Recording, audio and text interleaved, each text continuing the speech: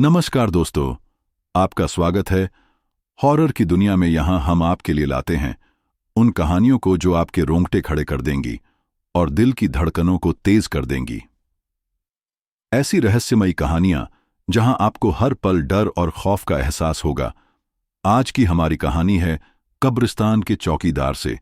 जब मुर्दे ने कहा, मेरी आपसे इतनी गुजारिश है कि आप अगर इस कहानी को पूरा सुनेंगे तो आपको सच में बहुत ज्यादा मजा आने वाला है। साथ ही अगर आप पहली बार हमारे इस चैनल पर आए हैं तो चैनल को अभी सब्सक्राइब कर लीजिए। ऐसा करने से हमारी और आपकी नजदीकियां बढ़ जाएंगी और आगे आने वाली वीडियो आप तक आसानी से पहुंच जाएंगी। तो ज्यादा समय न लेते हुए जल्दी से अपनी कहानी को शुरू करते हैं। अंधेरी रातों में जब चांद की मध्यम रोशनी कब्रिस्तान की टूटी फूटी कब्रों पर पड़ती है, तब एक साया उभरता है, भोला राम का। वह आदमी नहीं बल्कि मौत की छाया जैसा लगता था। उसकी आंखें गड्ढों सी गहरी, चेहरा सूखी हड्डियों सा पीला और आवाज ऐसी कि लगे जैसे कब्र से निकल रही हो। गरीबी ने उसे इतना तोड़ दिया था कि वह जिंदा लाश बन चुका था। हर रात भूख से मरता और सुबह फिर जी उठता। कसौली गांव के लोग उसे देखकर सिहर जाते, मानो वह खुद कोई प्रेत हो जो मुर्दों के बीच घूमता है। लेकिन किस्मत की मार ने उसे मौत के द्वार पर ठेल दिया, जहां वह चौकीदार बनकर मुर्दों की दुनिया में कदम रखने वाला था। मोड़ 1, श्राप की शुरुआत। वह 1963 का साल था, जब उत्तर प्रदेश के कानपुर जिले में बसे छोटे से गांव कसौली की हवा में मौत की ठंडी सांसें घुल चुकी थीं।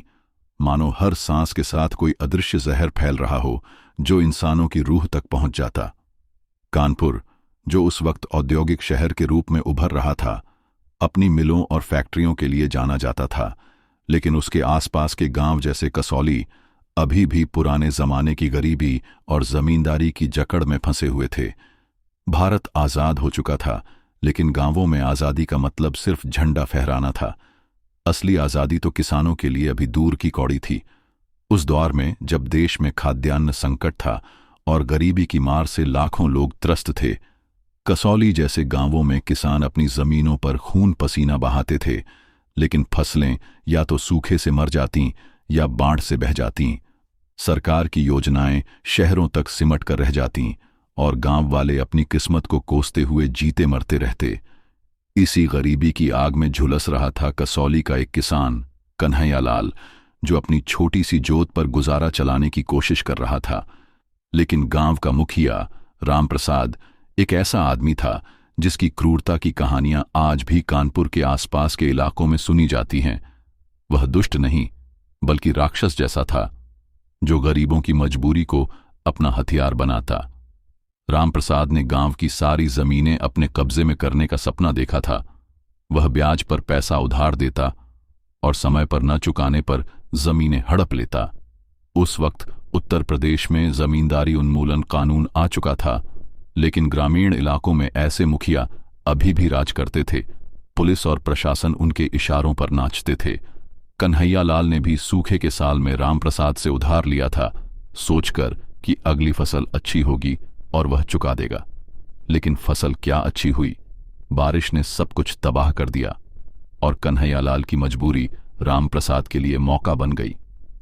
मुखिया ने उसे धमकाया, या तो पैसा चुकाओ या जमीन मेरे नाम कर दो। कन्हैया लाल ने गिड़गिड़ाया, गांव वालों से मदद मांगी, लेकिन कोई आगे नहीं आया। सब डरते थे रामप्रसाद से, क्योंकि उसने पहले भी कई किसानों को बर्बाद किया था। एक किसान तो इतना टूट गया था कि उसने जहर खाकर जान दे दी और उसकी विधवा आज भी कानपुर की सड़कों पर भीख मांगती फिरती थी। कन्हैया लाल की हालत बदतर होती गई। उसकी पत्नी बीमार पड़ी, बच्चे भूख से बिलबिलाते और मुखिया का दबाव बढ़ता गया। आखिरकार एक अंधेरी रात में, जब चांद भी बादलों में छिपा हुआ था, कन्हैया लाल ने फैसला कर लिया।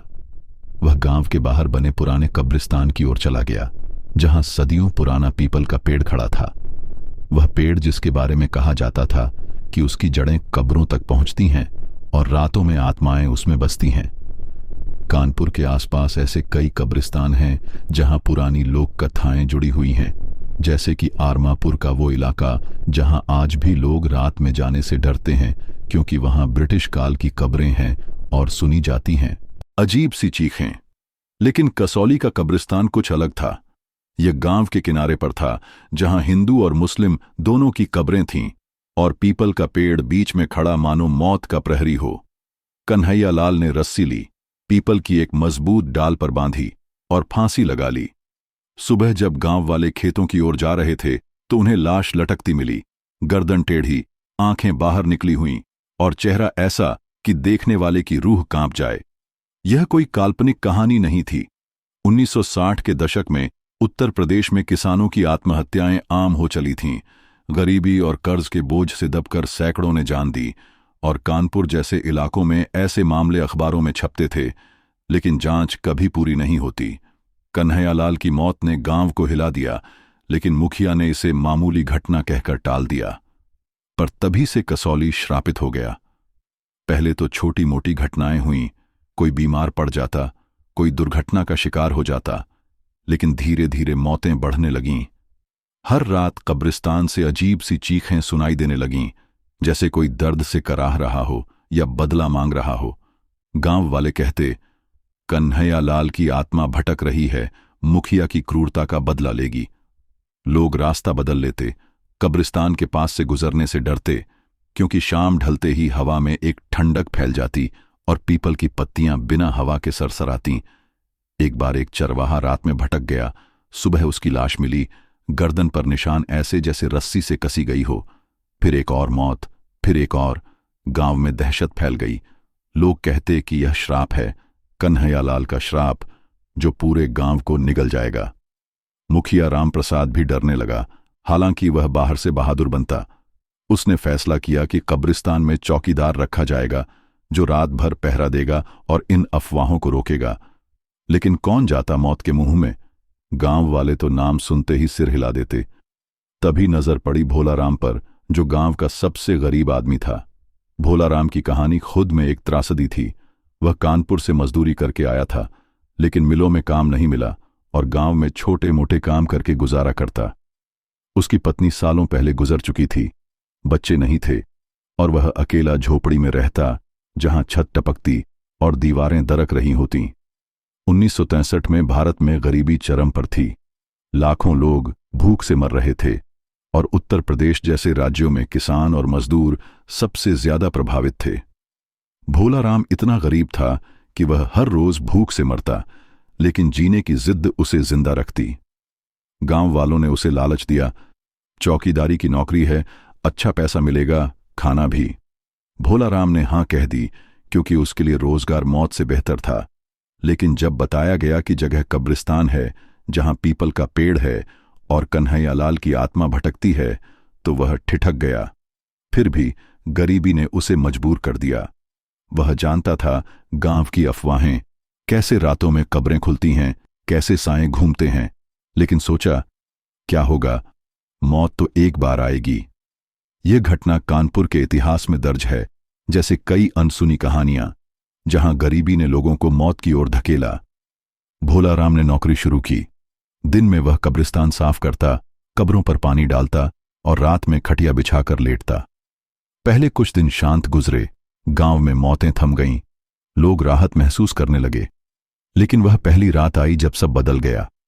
शाम ढलते ही हवा ठंडी हो गई, मानो कोई बर्फीली सांस फूंक रहा हो।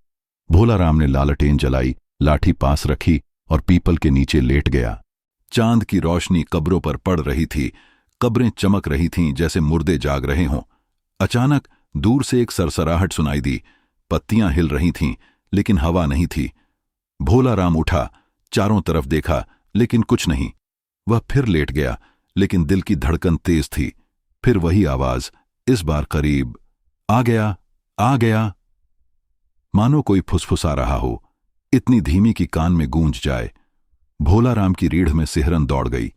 वह जानता था यह कोई जानवर नहीं, क्योंकि कब्रिस्तान में जानवर नहीं आते। कानपुर के राम पहाड़ी जैसे इलाकों में ऐसी कहानियां आम हैं, जहां लोग रात में चीखें सुनते हैं और साएं देखते हैं। भोलाराम ने सोचा शायद वहम है, लेकिन जैसे जैसे रात गहराती गई, आवाजें बढ़ती गईं। अब चीखें सुनाई देने लगीं, दर्द भरी, बदला मांगती। वह लालटेन लेकर घूमा, पीपल की जड़ों के पास गया, जहां कन्हैयालाल की कब्र थी। कब्र पर मिट्टी ताजी लग रही थी, मानो कोई अंदर से धक्का मार रहा हो। भोलाराम का दिल जोर से धड़का, पसीना छूट गया। वह वापस खटिया पर आया, लेकिन नींद कहाँ। हर पल लगता कोई उसे देख रहा है, कोई अदृश्य आंखें उस पर टिकी हैं। सुबह हुई तो वह थका हारा गांव लौटा, लेकिन किसी को नहीं बताया। डर था कि नौकरी छूट जाएगी। लेकिन अगली रात बदतर थी। इस बार साया दिखा, पीपल की डाल पर लटकता, गर्दन टेढ़ी, आंखें लाल। भोलाराम चीखा, लेकिन आवाज नहीं निकली। यह श्राप की शुरुआत थी, जो पूरे गांव को अपनी चपेट में लेने वाला था।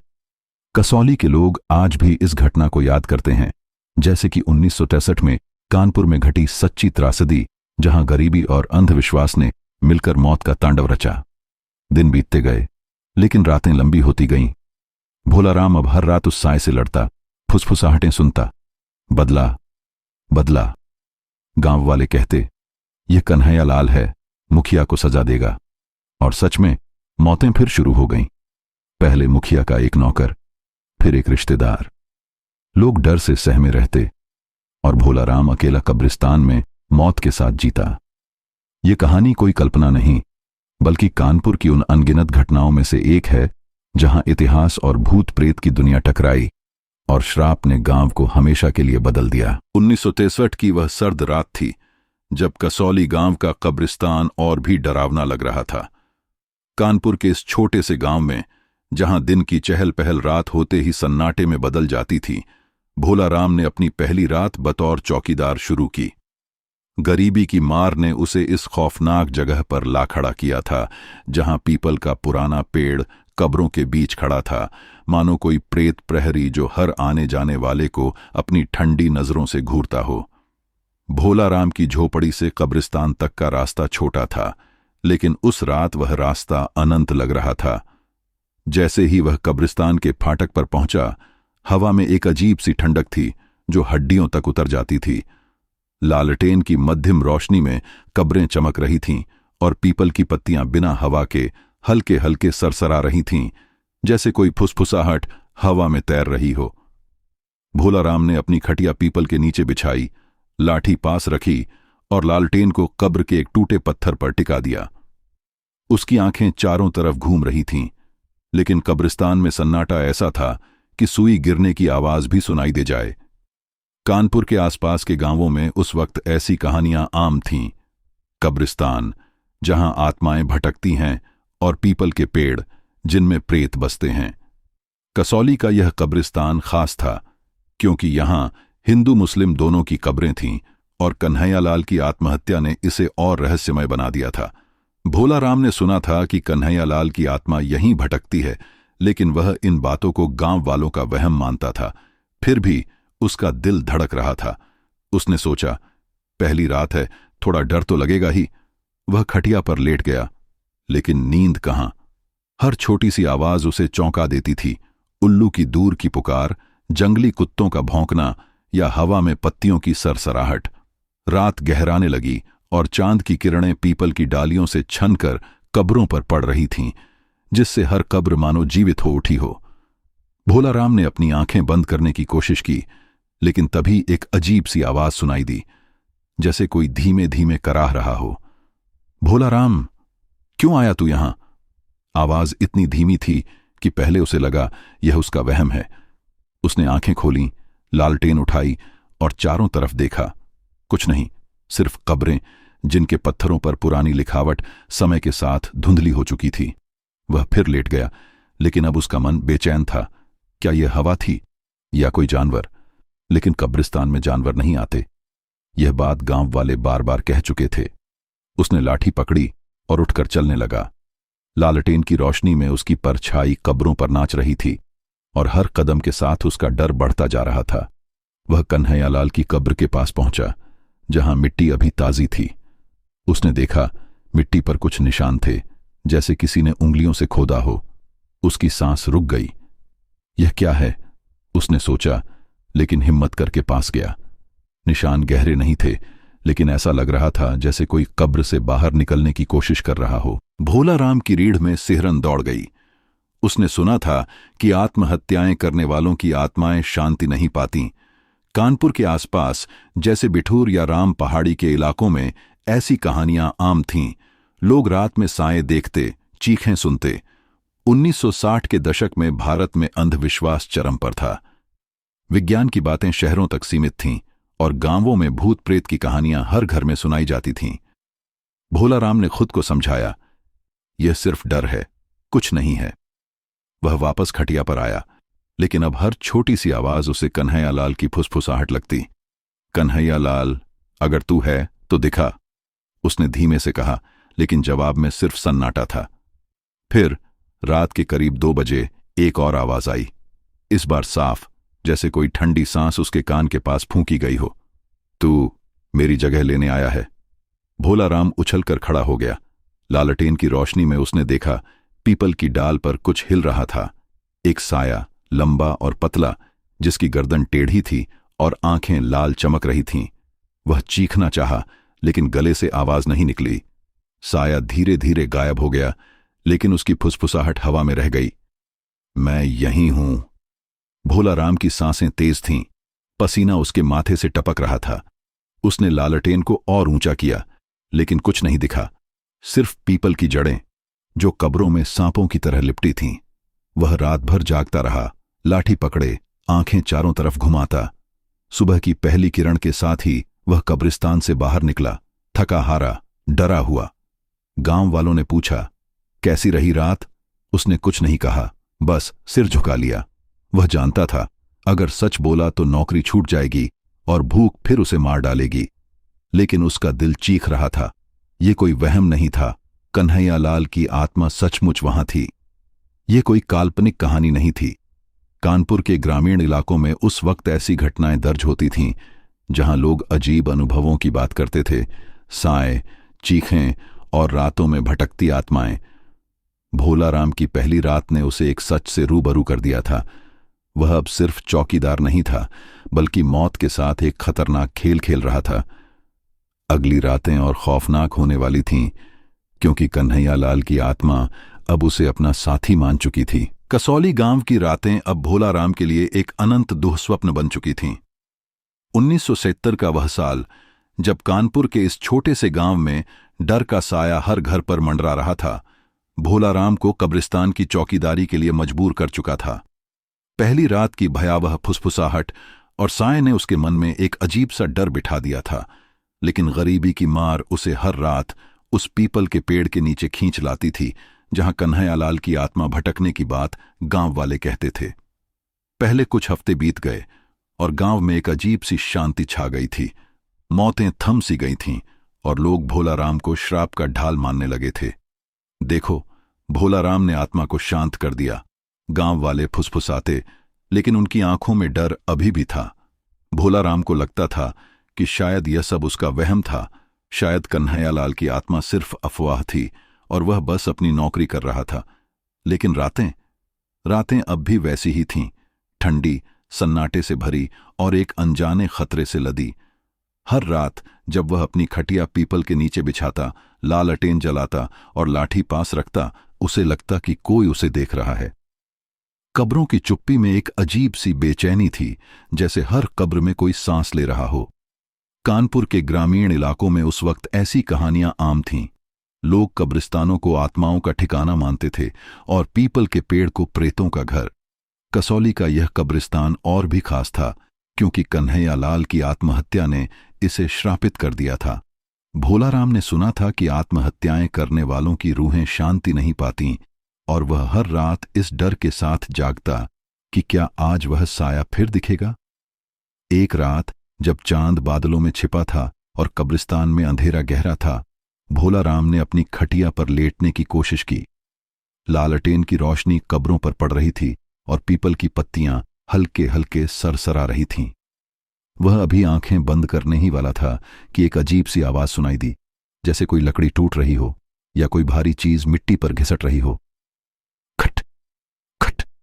आवाज धीमी थी, लेकिन इतनी साफ कि भोला राम की नींद उड़ गई। वह उठ बैठा, लालटेन उठाई और चारों तरफ देखने लगा। कुछ नहीं, सिर्फ कब्रें, जिनके पत्थरों पर पुरानी लिखावट चांद की रोशनी में चमक रही थी। उसने सोचा, शायद कोई जानवर होगा, लेकिन कब्रिस्तान में जानवर नहीं आते, ये बात उसे गांव वालों ने पहले ही बता दी थी। उसने लाठी पकड़ी और धीरे धीरे उस दिशा में चलने लगा जहां से आवाज आई थी। कदमों की आहट के साथ उसका दिल जोर जोर से धड़क रहा था। वह कन्हैया लाल की कब्र के पास पहुंचा, जहां मिट्टी अभी भी ताजी थी, जैसे कोई हाल ही में उसे खोद कर गया हो। मिट्टी पर कुछ निशान थे, गहरे, जैसे किसी ने नाखूनों से खुरचा हो।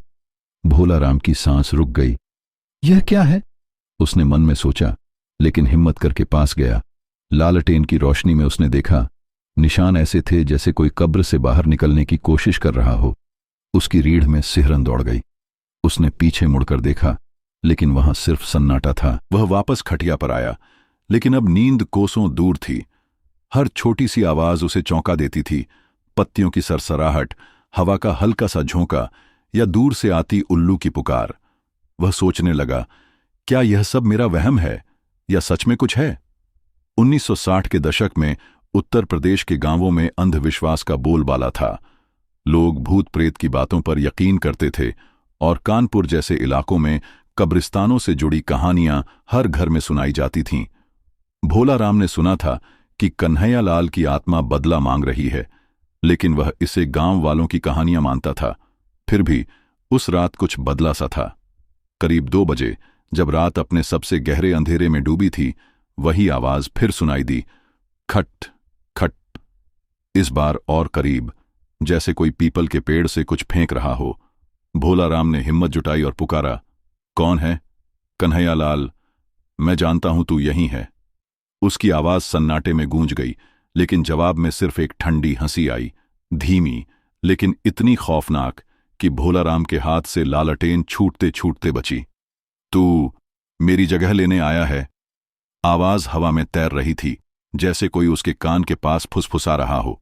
भोला राम ने लालटेन ऊंची की, लेकिन कुछ नहीं दिखा, सिर्फ पीपल की डालियां जो अंधेरे में सांपों सी लहरा रही थीं। उसने देखा, कन्हैया लाल की कब्र पर मिट्टी हिल रही थी, धीरे धीरे, जैसे कोई अंदर से धक्का मार रहा हो। भोला राम का दिल जोर जोर से धड़क रहा था।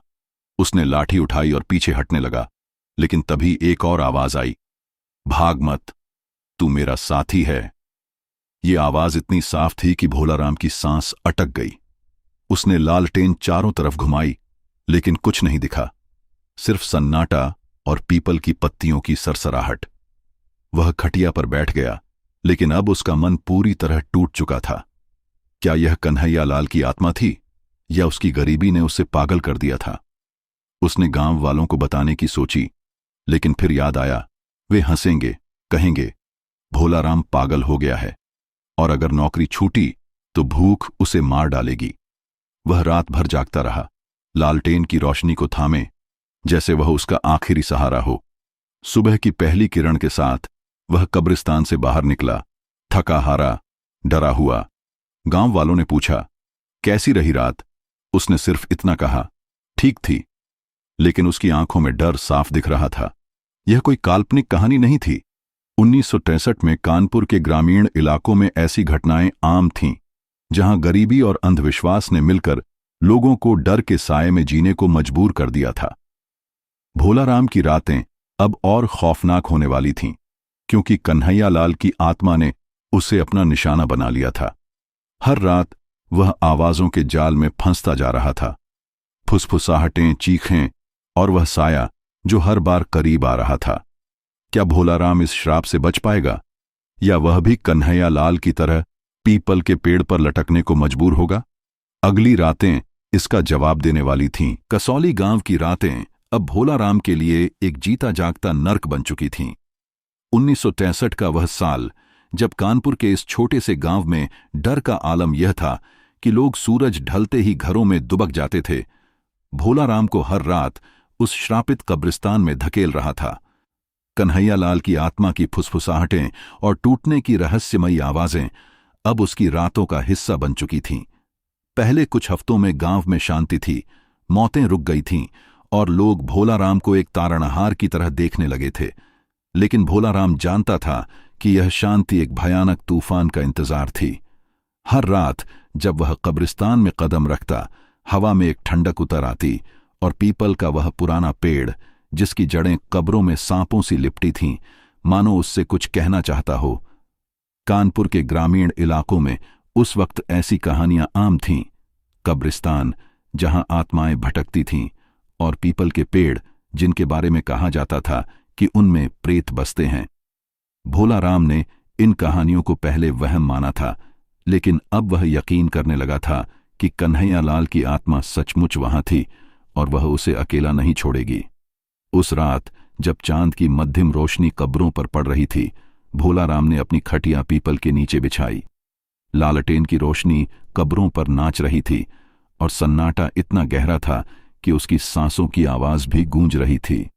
वह लेटा ही था कि उसे फिर वही अजीब सी बेचैनी महसूस हुई, जैसे कोई उसे घूर रहा हो। उसने आंखें बंद करने की कोशिश की, लेकिन तभी एक ठंडा, हड्डियों सा स्पर्श उसके कंधे पर महसूस हुआ। वह उछलकर खड़ा हो गया, लालटेन उठाई और चारों तरफ देखा।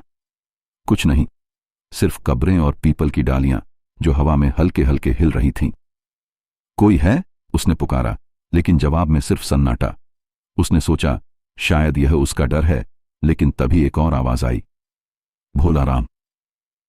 यह आवाज इतनी करीब थी कि लगा जैसे कोई उसके कान के पास सांस ले रहा हो। उसने लालटेन घुमाई और तभी उसकी नजर पीपल की डाल पर पड़ी।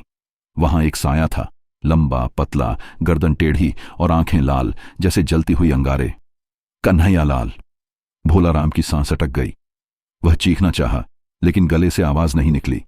साया धीरे धीरे डाल से नीचे उतरा, जैसे हवा में तैर रहा हो, और बोला, मुखिया ने मुझे मारा, अब तू देखेगा। उसकी आवाज में दर्द था, गुस्सा था और एक ऐसी ठंडक जो भोला राम के खून को जमा दे। भोला राम भागना चाहा, लेकिन उसके पैर जड़ हो गए। वह लाठी उठाने की कोशिश करता, लेकिन हाथ कांप रहे थे। साया करीब आया, इतना करीब कि भोला राम उसकी सड़ी गली सांस की गंध महसूस कर सकता था। तू मेरी जगह लेगा, साया फुसफुसाया और फिर धुंध में गायब हो गया। भोला राम की सांसें तेज थीं, पसीना उसके माथे से टपक रहा था। वह खटिया पर गिर पड़ा। लालटेन उसके हाथ से छूटकर जमीन पर गिरी, लेकिन बुझी नहीं। रोशनी में कब्रें और भी भयानक लग रही थीं, जैसे हर कब्र में कोई जाग रहा हो। वह रात भर जागता रहा, लाठी पकड़े, आंखें चारों तरफ घुमाता। सुबह की पहली किरण के साथ वह कब्रिस्तान से बाहर निकला, लेकिन उसका चेहरा पीला पड़ चुका था। गांव वालों ने पूछा, क्या हुआ भोला राम, तू ठीक है? उसने सिर्फ सिर हिलाया, लेकिन उसकी आंखों में डर साफ दिख रहा था। वह कुछ बताना चाहता था, लेकिन डर था कि लोग उसे पागल समझेंगे और नौकरी छूट जाएगी। दिन में वह गांव वालों से मिला, कुछ हिम्मत जुटाकर पूछा, कन्हैयालाल की मौत का सच क्या था? कुछ ने चुप्पी साध ली, कुछ ने कहा, मुखिया ने उसकी जमीन हड़पी, उसे मरने को मजबूर किया। भोला राम को समझ आया कि यह कोई साधारण आत्महत्या नहीं थी। यह एक अन्याय की कहानी थी, जो अब श्राप बन चुकी थी। 1960 के दशक में उत्तर प्रदेश में ऐसी घटनाएं आम थीं। जमींदारों और मुखियाओं की क्रूरता ने कई किसानों को मौत के मुंह में धकेल दिया था। कानपुर के आसपास के गांवों में, जैसे बिठूर या आरमापुर, लोग ऐसी कहानियां सुनाते थे। आत्माएं जो बदला मांगती थीं और कब्रिस्तान जो रातों में जीवित हो उठते थे। भोला राम ने सोचा कि शायद वह इस श्राप को तोड़ सकता है, लेकिन हर रात साया और करीब आ रहा था। अगली रात वह फिर कब्रिस्तान पहुंचा, लेकिन इस बार उसने लालटेन को और ऊंचा टांगा और लाठी को और मजबूती से पकड़ा। सन्नाटा वैसा ही था, लेकिन अब हर आवाज उसे कन्हैयालाल की फुसफुसाहट लगती। मुखिया को सजा दो। साया फिर दिखा, इस बार कन्हैयालाल की कब्र के पास। उसकी आंखें लाल थीं और चेहरा ऐसा जैसे दर्द और गुस्से का मिश्रण हो। भोला राम ने हिम्मत जुटाई और पुकारा, क्या चाहता है तू? मुझे क्यों तंग करता है? साय ने जवाब दिया, तू मेरे साथ है, बदला पूरा कर। भोला राम की रीढ़ में सिहरन दौड़ गई। वह समझ गया कि यह श्राप सिर्फ मुखिया तक सीमित नहीं था, यह अब उसे भी अपनी चपेट में ले रहा था। रात बीतने के साथ साया गायब हुआ, लेकिन उसकी फुसफुसाहट हवा में रह गई। भोला राम जानता था कि यह कोई वहम नहीं था, यह एक सच्चाई थी जो कानपुर के इस छोटे से गांव में 1963 में घटी थी। क्या वह इस साए से बच पाएगा, या कन्हैयालाल की आत्मा उसे भी पीपल के पेड़ पर लटका देगी? अगली रातें इसका जवाब देने वाली थीं। कसौली गांव की रातें अब भोलाराम के लिए एक अनंत काल की तरह थीं, जहां हर पल डर और अनिश्चितता से भरा था। 1963 का वह साल, जब कानपुर के इस छोटे से गांव में कन्हैया लाल की आत्महत्या ने एक श्राप का रूप ले लिया था, भोलाराम को उस कब्रिस्तान में हर रात मौत के करीब ले जा रहा था। पीपल के पेड़ के नीचे बिछी खटिया, लालटेन की मध्यम रोशनी और कब्रों के बीच फैला सन्नाटा अब उसके जीवन का हिस्सा बन चुका था। कन्हैया लाल का साया, उसकी लाल आंखें और ठंडी फुसफुसाहटें भोलाराम को हर रात तंग कर रही थीं। गांव में कुछ हफ्तों की शांति के बाद लोग भोलाराम को एक रक्षक की तरह देखने लगे थे, लेकिन वह जानता था कि यह शांति झूठी थी। हर रात वह साये के साथ अकेला था और हर सुबह वह थका हारा, डर से कांपता हुआ गांव लौटता। उसने गांव वालों को कुछ बताने की कोशिश की, लेकिन उनकी हंसी और तू पागल हो गया है जैसे ताने सुनकर वह चुप हो गया। लेकिन अब उसका मन टूट रहा था। वह सोचता, क्या मैं सचमुच पागल हो रहा हूं या यह साया हकीकत है? 1960 के दशक में उत्तर प्रदेश के गांवों में अंधविश्वास की जड़ें गहरी थीं। कानपुर के आसपास के इलाकों जैसे बिठूर या आरमापुर में लोग रातों में भटकती आत्माओं की कहानियां सुनाते थे। भोलाराम ने फैसला किया कि वह इस रहस्य की तह तक जाएगा, चाहे कीमत जो भी हो। उस रात जब वह कब्रिस्तान पहुंचा, हवा में एक अजीब सी गंध थी, जैसे सड़ी हुई मिट्टी और पुरानी हड्डियों की। चांद बादलों में छिपा था और लालटेन की रोशनी कब्रों पर पड़ रही थी, जिससे वे और भी भयानक लग रही थीं। भोलाराम ने अपनी खटिया बिछाई, लेकिन इस बार उसने लाठी के साथ साथ एक छोटी सी कुदाल भी रखी। उसने सुना था कि आत्माओं को शांत करने के लिए उनकी कब्रों में कुछ जवाब छिपे होते हैं। वह कन्हैया लाल की कब्र के पास गया, जहां मिट्टी पर अब भी निशान थे, जैसे किसी ने नाखूनों से खुरचा हो। उसने हिम्मत जुटाई और धीरे से पुकारा, कन्हैया लाल, अगर तू चाहता है कि मैं तेरी मदद करूं तो बता, क्या करूं? सन्नाटा टूटा और एक ठंडी फुसफुसाहट हवा में गूंजी, मेरी कब्र खोद, वहां सच है। भोलाराम की सांस रुक गई। कब्र खोदना, यह तो पाप था, लेकिन उसकी गरीबी और डर ने उसे इतना मजबूर कर दिया था कि वह कुछ भी करने को तैयार था। उसने कुदाल उठाई और कन्हैया लाल की कब्र पर मिट्टी हटाने लगा। हर कुदाल के साथ उसका दिल जोर जोर से धड़क रहा था। मिट्टी नम थी, जैसे किसी ने हाल ही में उसे खोदा हो। करीब 1 फुट खोदने के बाद उसका कुदाल किसी सख्त चीज से टकराया। उसने लालटेन पास लाई और देखा, एक पुरानी फटी हुई डायरी। उसने डायरी उठाई, उस पर धूल और मिट्टी जमी थी, लेकिन लिखावट साफ थी। भोलाराम ने डायरी खोली। उसमें कन्हैया लाल के आखिरी दिन लिखे थे। कैसे मुखिया राम प्रसाद ने उसकी जमीन हड़पने के लिए झूठे कागज बनवाए, कैसे उसने कन्हैया लाल को धमकाया और कैसे उसकी पत्नी की बीमारी और बच्चों की भूख ने उसे तोड़ दिया। डायरी में एक पेज पर लिखा था, मुखिया ने मुझे मरने को मजबूर किया, मेरी आत्मा उसे सजा देगी। भोलाराम की आंखें नम हो गईं। यह कोई काल्पनिक कहानी नहीं थी। 1963 में उत्तर प्रदेश में ऐसी घटनाएं आम थीं, जहां जमींदारों और मुखियाओं की क्रूरता ने किसानों को आत्महत्या के लिए मजबूर किया। कानपुर के अखबारों में उस वक्त ऐसी खबरें छपती थीं, लेकिन जांच कभी पूरी नहीं होती थी। भोलाराम ने डायरी बंद की, लेकिन तभी एक चीख हवा में गूंजी, अब तू मेरा साथी है। वह चौंक कर पीछे मुड़ा और वह साया फिर दिखा। कन्हैया लाल, उसकी गर्दन टेढ़ी, आंखें लाल और चेहरा गुस्से से भरा। साया बोला, मुखिया को सजा दो, वरना तू भी मेरे साथ लटकेगा। भोलाराम की सांस अटक गई।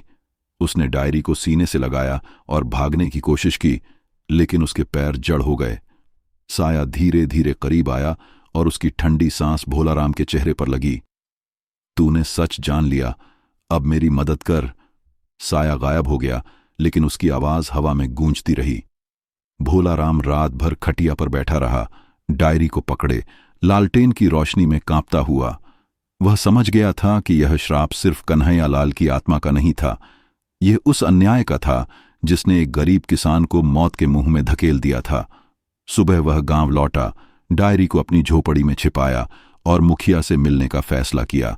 उसने सोचा, शायद अगर वह डायरी दिखाए तो मुखिया सच कबूल कर लेगा और श्राप टूट जाएगा। लेकिन दिन में जब वह मुखिया के घर पहुंचा, रामप्रसाद ने उसे देखते ही हंसा। तू क्या लाया है? कोई पुरानी किताब? ये सब बकवास है। भोला राम ने गुस्से में डायरी दिखाई, लेकिन मुखिया ने उसे छीन कर फेंक दिया। जो हुआ सो हुआ, अब चुपचाप अपनी चौकीदारी कर, वरना गांव से निकाल दूंगा। भोला राम चुपचाप लौट आया, लेकिन उसका मन अब टूट चुका था। वह जानता था कि साया अब और भूखा हो चुका था और वह उसका अगला निशाना हो सकता था। उस रात जब वह फिर कब्रिस्तान पहुंचा, हवा में एक अजीब सी शांति थी। पीपल की पत्तियां नहीं हिल रही थीं, लेकिन भोला राम को लग रहा था कि कोई उसे देख रहा है। वह लेटा ही था कि साया फिर प्रकट हुआ, इस बार और करीब। उसकी आंखें और चमक रही थीं। तूने सच जान लिया, अब मेरे साथ चल। भोला राम चीखा, मुझे छोड़ दे, मैंने क्या किया? लेकिन साय ने जवाब दिया, तू मेरे साथ है, अब तू मेरी जगह लेगा। भोला राम की आंखों के सामने अंधेरा छा गया और वह खटिया पर गिर पड़ा। क्या वह अब इस श्राप का हिस्सा बन चुका था? यह कोई काल्पनिक कहानी नहीं थी। कानपुर के कसौली गांव में 1963 में घटी। यह घटना आज भी लोगों की जुबान पर है, जहां एक गरीब चौकीदार ने आत्मा के साथ एक खतरनाक सौदा कर लिया था। अगली रातें और खौफनाक होने वाली थीं, क्योंकि साया अब भोला राम को पूरी तरह अपनी गिरफ्त में ले चुका था। कसौली गांव की रातें अब भोला राम के लिए एक अनंत भय का भंवर बन चुकी थीं। 1963 का वह साल, जब कानपुर के इस छोटे से गांव में कन्हैया लाल की आत्महत्या ने एक श्राप को जन्म दिया था। भोला राम को हर रात उस कब्रिस्तान में खींच लाता था, जहां पीपल का पेड़ मौत का प्रहरी बनकर खड़ा था। कन्हैया लाल का साया, उसकी लाल आंखें और उसकी ठंडी फुसफुसाहटें अब भोला राम के दिमाग में घर कर चुकी थीं। डायरी में छिपा सच, मुखिया रामप्रसाद की क्रूरता और कन्हैया लाल की आत्महत्या का कारण भोला राम को एक नई जिम्मेदारी दे गया था, लेकिन साथ ही एक भयानक डर भी। गांव में शांति थी। लोग भोला राम को एक रक्षक मान रहे थे, लेकिन वह जानता था कि यह शांति एक भ्रम थी। हर रात जब वह कब्रिस्तान में कदम रखता, हवा में एक ठंडक फैल जाती और पीपल की पत्तियां सरसराकर मानो कोई चेतावनी दे रही हों। 1960 के दशक में उत्तर प्रदेश के गांवों में अंधविश्वास की जड़ें गहरी थीं। कानपुर के आसपास, जैसे बिठूर या आरमापुर, लोग कब्रिस्तानों और पीपल के पेड़ों से जुड़ी डरावनी कहानियां सुनाते थे। भोला राम अब इन कहानियों को वहम नहीं मानता था। वह हर रात उस साए से आमना सामना कर रहा था, जो उसे अपना साथी कहता था। उस रात जब भोला राम कब्रिस्तान पहुंचा, हवा में एक अजीब सी गंध थी, सड़ी हुई मिट्टी और गलते हुए पत्तों की। चांद की रोशनी कब्रों पर पड़ रही थी, जिससे वे चमक रही थीं, मानो मुर्दे जागने को तैयार हों। उसने अपनी खटिया पीपल के नीचे बिछाई, लालटेन को एक टूटी कब्र पर टिकाया और लाठी को पास रखा। डायरी को उसने अपनी झोपड़ी में छिपा दिया था, लेकिन उसका मन अब भी उसी में उलझा था। कन्हैया लाल की लिखी हर पंक्ति उसके दिमाग में गूंज रही थी। मुखिया ने मुझे मारा, मेरी आत्मा उसे सजा देगी। भोला राम ने सोचा, शायद अगर वह मुखिया को सच बता दे तो यह श्राप टूट जाए। लेकिन मुखिया की क्रूरता और उसकी हंसी ने भोला राम को और डरा दिया था। वह लेटा ही था कि उसे फिर वही बेचैनी महसूस हुई, जैसे कोई उसे घूर रहा हो। उसने आंखें बंद करने की कोशिश की, लेकिन तभी एक ठंडा स्पर्श उसके पैर पर लगा, जैसे कोई बर्फीला हाथ उसे छू रहा हो। वह उछलकर खड़ा हो गया, लालटेन उठाई और चीखा, कौन है? जवाब में एक फुसफुसाहट आई, तू, मेरा पीछा कर। भोला राम की सांस रुक गई। उसने लालटेन चारों तरफ घुमाई और तभी उसकी नजर पीपल की डाल पर पड़ी। वह साया फिर था, कन्हैया लाल, उसकी गर्दन टेढ़ी, आंखें लाल और चेहरे पर एक डरावनी मुस्कान। लेकिन इस बार साया हवा में तैरता हुआ नीचे उतरा और कब्रिस्तान के बाहर की ओर बढ़ने लगा। भोला राम का दिल जोर जोर से धड़क रहा था। वह जानता था कि भागना बेकार है, साया उसे कहीं भी ढूंढ लेगा। उसने हिम्मत जुटाई, लालटेन और लाठी पकड़ी और साये के पीछे चल पड़ा। कब्रिस्तान के बाहर का रास्ता गांव की गलियों की ओर जाता था, लेकिन अंधेरा इतना गहरा था कि लालटेन की रोशनी भी बेकार लग रही थी। साया तेजी से आगे बढ़ रहा था और भोला राम को लग रहा था कि वह किसी जाल में फंस रहा है। गांव की गलियों में सन्नाटा था, सिर्फ कुत्तों का भौंकना और हवा की सरसराहट सुनाई दे रही थी। साया रुक गया और भोला राम ने देखा वह मुखिया के घर की ओर इशारा कर रहा था। मुखिया, उसे सजा दो। साय की आवाज में गुस्सा था और उसकी लाल आंखें चमक रही थीं। भोलाराम ने कहा, मैं क्या कर सकता हूं, मैं तो बस एक गरीब चौकीदार हूं। लेकिन साय ने जवाब दिया, तू मेरा साथी है, मेरे साथ चल। और वह फिर गायब हो गया। भोलाराम कांपते हुए वापस कब्रिस्तान लौटा, लेकिन उसका मन अब टूट चुका था। वह समझ गया था कि यह साया सिर्फ बदला नहीं चाहता, यह उसे भी अपने साथ ले जाना चाहता था। सुबह जब वह गांव लौटा, लोग उसकी हालत देखकर डर गए। उसका चेहरा पीला पड़ चुका था, आंखें गहरी गड्ढों की तरह थीं। गांव वालों ने पूछा, भोलाराम, क्या हुआ? उसने सिर्फ इतना कहा, कुछ नहीं। लेकिन उस दिन दोपहर में एक भयानक खबर फैली। मुखिया का बेटा रमेश, जो गांव का सबसे बिगड़ैल लड़का था, पीपल के पेड़ पर लटका मिला। उसकी गर्दन पर रस्सी के निशान थे और चेहरा ऐसा जैसे उसने मरने से पहले कुछ भयानक देखा हो। गांव में दहशत फैल गई। लोग भोलाराम पर शक करने लगे। वह रात भर कब्रिस्तान में रहता है, जरूर उसने कुछ किया। लेकिन भोलाराम जानता था कि यह साय का काम था। 1963 में कानपुर के ग्रामीण इलाकों में ऐसी घटनाएं असामान्य नहीं थीं। अंधविश्वास और गरीबी ने लोगों को डर के साए में जीने को मजबूर कर दिया था। भोलाराम ने गांव वालों को डायरी दिखाने की सोची, लेकिन डर था कि कोई उस पर यकीन नहीं करेगा। उस रात जब वह फिर कब्रिस्तान पहुंचा, साया फिर दिखा, इस बार और करीब। मुखिया को सजा दो, वरना तू अगला है। भोलाराम चीखा, मुझे छोड़ दे, मैंने तेरा क्या बिगाड़ा? लेकिन साय ने जवाब दिया, तूने मेरी कब्र खोदी, अब तू मेरा हिस्सा है। भोलाराम की आंखों के सामने अंधेरा छा गया। वह समझ गया कि यह कोई काल्पनिक कहानी नहीं थी, यह कसौली गांव की सच्चाई थी, जहां 1963 में एक गरीब चौकीदार ने एक आत्मा के साथ सौदा कर लिया था, और अब वह उस साय के पीछे पीछे चल रहा था। क्या वह इस श्राप से बच पाएगा, या कन्हैया लाल का साया उसे भी पीपल के पेड़ पर लटका देगा? अगली रातें इसका जवाब देने वाली थीं। कसौली गांव की रातें अब भोलाराम के लिए एक अनंत भय का चक्र बन चुकी थीं, जहां हर पल मौत की ठंडी सांस उसके करीब आ रही थी। 1963 का वह साल, जब कानपुर के इस छोटे से गांव में कन्हैया लाल की आत्महत्या ने एक श्राप को जन्म दिया था, भोलाराम को हर रात उस कब्रिस्तान में खींच लाता था, जहां पीपल का पेड़ एक खामोश प्रहरी की तरह खड़ा था। कन्हैया लाल का साया, उसकी लाल आंखें और उसकी ठंडी फुसफुसाहटें अब भोलाराम के दिमाग को पूरी तरह जकड़ चुकी थीं।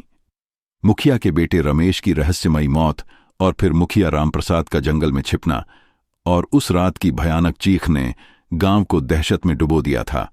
लोग भोलाराम को अब एक श्रापित आत्मा की तरह देखने लगे थे, और गांव की गलियों में फुसफुसाहटें गूंज रही थीं। भोलाराम प्रेत का साथी है, वह कन्हैया लाल का साया बन गया है। भोलाराम का मन टूट चुका था। डायरी में छिपा सच, मुखिया की क्रूरता और कन्हैया लाल की बर्बादी अब उसके लिए एक बोझ बन गया था।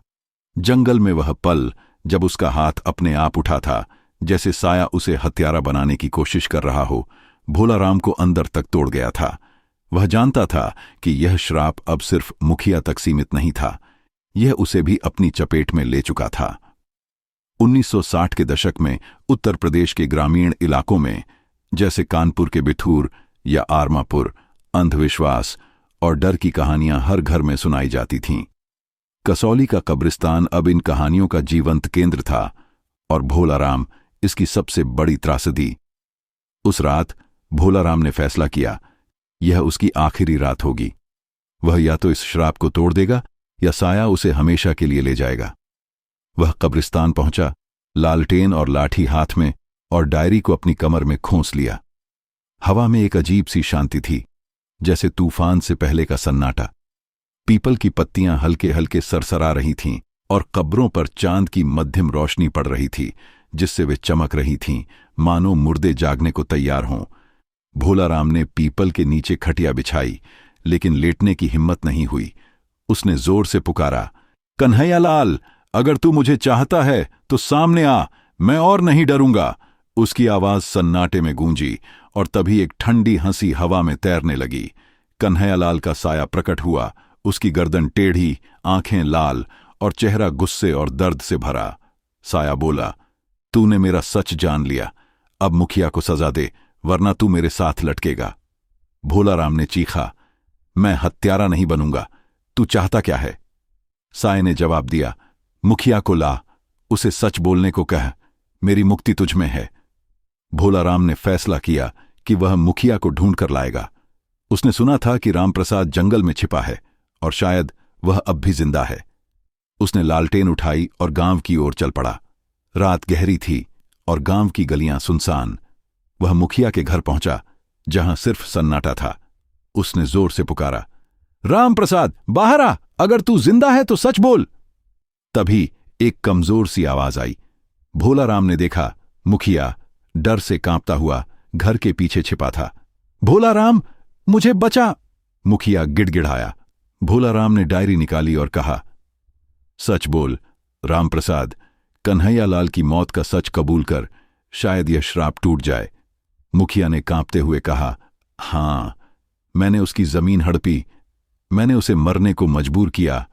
लेकिन तभी हवा में एक रस्सी उभरी, जैसे कोई अदृश्य शक्ति उसे हवा में बुन रही हो। रस्सी मुखिया की गर्दन की ओर बढ़ी और वह चीखने लगा। भोलाराम ने चीखा, रुक! लेकिन साया प्रकट हुआ, उसकी ठंडी हंसी गूंज रही थी। अब मैं आजाद हूं, लेकिन तू यहां रुकना। मुखिया की चीखें धीमी पड़ गईं और उसका शरीर फर्श पर गिर पड़ा। भोलाराम की आंखें डर से फैल गईं। वह भागना चाहा, लेकिन उसके पैर जड़ हो गए। साया उसके करीब आया और उसकी लाल आंखें भोलाराम को घूरने लगीं। तूने मेरा काम पूरा किया, अब तू मेरा साथी है। भोलाराम की आंखों के सामने अंधेरा छा गया और वह खटिया पर गिर पड़ा। क्या यह श्राप का अंत था या भोलाराम अब हमेशा के लिए साये का हिस्सा बन चुका था? 1963 में कानपुर के कसौली गांव में यह घटना कोई काल्पनिक कहानी नहीं थी। यह एक सच्चाई थी, जहां एक गरीब चौकीदार ने एक आत्मा के साथ अंतिम सामना किया था। अगली रात इसका आखिरी जवाब देने वाली थी। कसौली गांव की रातें अब भोलाराम के लिए एक अनंत दहशत का चक्र बन चुकी थीं, जहां हर पल मौत की ठंडी सांसें उसकी रूह को जकड़ रही थीं। 1963 का वह साल, जब कानपुर के इस छोटे से गांव में कन्हैयालाल की आत्महत्या ने एक भयानक श्राप को जन्म दिया था, भोलाराम को हर रात उस कब्रिस्तान में खींच लाता था, जहां पीपल का पेड़ एक खामोश प्रहरी की तरह खड़ा था। कन्हैयालाल का साया, उसकी लाल आंखें और ठंडी फुसफुसाहटें अब भोलाराम के दिमाग को पूरी तरह कैद कर चुकी थीं। मुखिया के बेटे रमेश की रहस्यमयी मौत और फिर मुखिया रामप्रसाद की भयानक चीख के बाद उसका गायब होना गांव को दहशत के साए में डुबो चुका था। लोग अब भोलाराम को एक श्रापित आत्मा मानने लगे थे और गांव की गलियों में फुसफुसाहटें गूंज रही थीं। भोलाराम अब इंसान नहीं, वह कन्हैयालाल का साया बन गया है। भोलाराम का मन पूरी तरह टूट चुका था। डायरी में छिपा सच, मुखिया की क्रूरता और कन्हैयालाल की बर्बादी अब उसके लिए एक अभिशाप बन गया था। उसने मुखिया को सच कबूल करवाने की कोशिश की थी, लेकिन रामप्रसाद की मौत ने सब कुछ बदल दिया। साये की आखिरी फुसफुसाहट, अब तू मेरा साथी है, भोलाराम के कानों में बार बार गूंज रही थी। वह जानता था कि यह श्राप अब उसे भी अपनी चपेट में ले चुका था। 1960 के दशक में उत्तर प्रदेश के ग्रामीण इलाकों में, जैसे कानपुर के बिठूर या आरमापुर, अंधविश्वास और डर की कहानियां हर घर में सुनाई जाती थीं। कसौली का कब्रिस्तान अब इन कहानियों का सबसे खौफनाक केंद्र था और भोलाराम इसकी सबसे दुखद त्रासदी। उस रात भोलाराम ने फैसला किया कि यह उसकी आखिरी जंग होगी। वह या तो इस श्राप को तोड़ देगा या साया उसे हमेशा के लिए ले जाएगा। वह कब्रिस्तान पहुंचा, लालटेन एक हाथ में, लाठी दूसरे में और डायरी उसकी कमर में खोंसी हुई थी, जैसे उसका आखिरी हथियार। हवा में एक भयानक शांति थी, जैसे मृत्यु ने पूरे कब्रिस्तान को अपनी बाहों में जकड़ लिया हो। चांद की मध्यम रोशनी कब्रों पर पड़ रही थी, जिससे वे चमक रही थीं, मानो मुर्दे अपनी आखिरी सांस गिन रहे हों। पीपल का पेड़ एक विशालकाय साये की तरह खड़ा था और उसकी जड़ें कब्रों में सांपों की तरह लिपटी थीं। भोलाराम ने खटिया नहीं बिछाई। वह सीधे पीपल के नीचे खड़ा हो गया और जोर से पुकारा, कन्हैयालाल, अगर तुझे मेरी जान चाहिए तो ले ले, लेकिन यह श्राप खत्म कर। उसकी आवाज सन्नाटे में गूंजी और तभी एक ठंडी खौफनाक हंसी हवा में तैरने लगी। कन्हैयालाल का साया प्रकट हुआ। उसकी गर्दन टेढ़ी, आंखें लाल और चेहरा गुस्से और दर्द से भरा। साया बोला, श्राप कभी नहीं टूटता, यह चक्र है। तूने मेरा सच जाना, अब तू मेरी जगह लेगा। भोलाराम की सांस अटक गई। उसने चीखा, मैंने तेरी मदद की, मैंने मुखिया को सजा दिलवाई, अब तुझे क्या चाहिए? साये ने जवाब दिया, तूने मेरी कब्र खोदी, तूने मेरा दर्द जाना, अब तू मेरा हिस्सा है। भोलाराम ने डायरी निकाली और उसे हवा में लहराया। यह तेरा सच है, मुखिया ने कबूल कर लिया, अब तुझे मुक्ति मिलनी चाहिए। लेकिन साये ने ठंडी हंसी के साथ कहा, मुक्ति? मेरी मुक्ति तेरे साथ है, तू अब मेरे साथ लटकेगा। तभी हवा में एक रस्सी उभरी, जैसे कोई अदृश्य शक्ति उसे बुन रही हो। रस्सी धीरे धीरे भोलाराम की गर्दन की ओर बढ़ी। उसने अपने पैरों को जड़ होते महसूस किया, जैसे कोई उसे पकड़ रहा हो। वह चीखा, नहीं, मुझे छोड़ दे। लेकिन उसकी आवाज हवा में गुम हो गई। साये की लाल आंखें चमक रही थीं और उसकी ठंडी हंसी कब्रिस्तान में गूंज रही थी। भोलाराम ने लाठी फेंकी, लालटेन को जमीन पर पटका और भागने की कोशिश की, लेकिन साया हर जगह था, कब्रों में, पीपल की डालियों में, हवा में। तू नहीं भाग सकता, साया फुसफुसाया। भोलाराम की आंखों के सामने अंधेरा छा गया और वह पीपल के नीचे गिर पड़ा। उसकी सांसें धीमी हो रही थीं और उसका शरीर ठंडा पड़ रहा था। साये की आखिरी फुसफुसाहट उसके कानों में गूंजी, अब तू मेरा है। सुबह जब गांव वाले कब्रिस्तान पहुंचे, वे दहल गए। भोलाराम पीपल के पेड़ पर लटका था। उसकी आंखें खुली थीं, जैसे वह अब भी उस साये को देख रहा हो। उसकी गर्दन पर रस्सी के गहरे निशान थे और चेहरा ऐसा जैसे उसने मरने से पहले कोई भयानक सच देख लिया हो। डायरी उसके पास पड़ी थी, खुली हुई, जिसके पन्ने हवा में उड़ रहे थे। गांव में एक अजीब सी शांति छा गई, जैसे श्राप टूट गया हो। लोग अब कब्रिस्तान के पास से गुजरने लगे, लेकिन रातों में अब भी फुसफुसाहटें सुनाई देती थीं। कसौली के बुजुर्ग आज भी कहते हैं कि भोलाराम कन्हैयालाल के साथ उस कब्रिस्तान में घूमता है, पीपल के पेड़ के नीचे, एक नए चौकीदार का इंतजार करता। अगर तुम रात में कसौली से गुजरो तो सुनना, हवा में एक फुसफुसाहट गूंजेगी, भोलाराम आ गया। और अगर तुमने यह सुना तो रुकना मत, भाग जाना, वरना तुम इस अनंत श्राप का अगला शिकार हो सकते हो। यह कोई काल्पनिक कहानी नहीं थी। 1963 में कानपुर के कसौली गांव में यह सच्ची घटना घटी थी, जहां एक गरीब चौकीदार ने एक आत्मा के साथ सौदा किया और अनंत श्राप का हिस्सा बन गया। यह कहानी यहीं खत्म होती है। कसौली का कब्रिस्तान आज भी उस भयानक सच को छिपाए हुए है और इस कहानी का अंत यही है, एक श्राप जो कभी नहीं टूटता, बस चेहरे बदलते हैं।